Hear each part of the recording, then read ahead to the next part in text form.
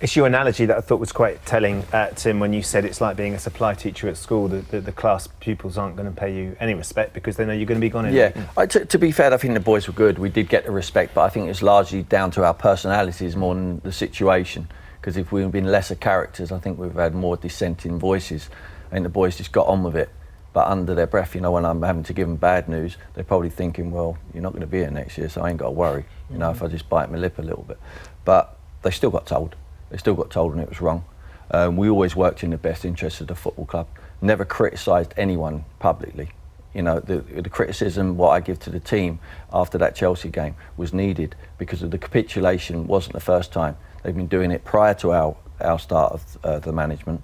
And they had to be outed. I felt that they needed to be outed, needed to be shown that they're not actually pulling in the correct direction for the football club.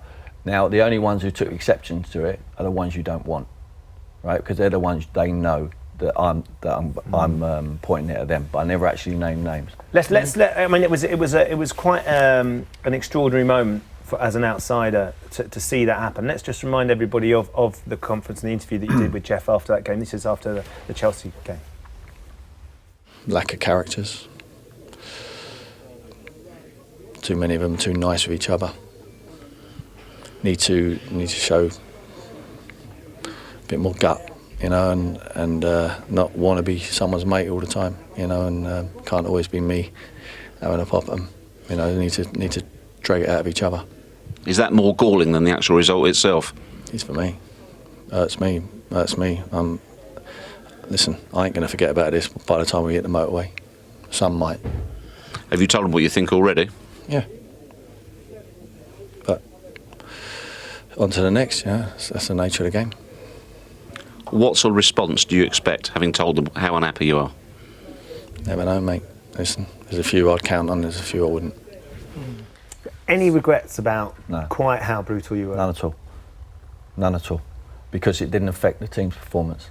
You know, our run since that game was as good as it's been, better than it was last season. So it never affected the team's performance. In fact, it galvanised them.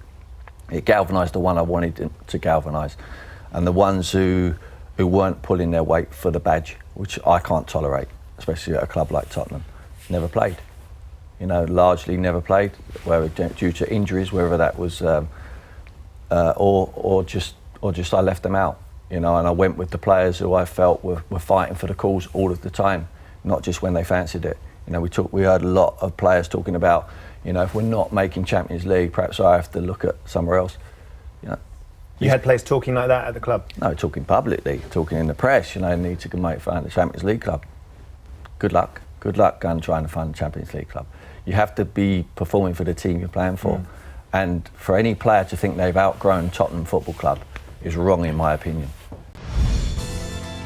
For more great videos, subscribe to Sky Sports YouTube by clicking here. There. In that top right-hand corner. Just there. Is it there? I think so.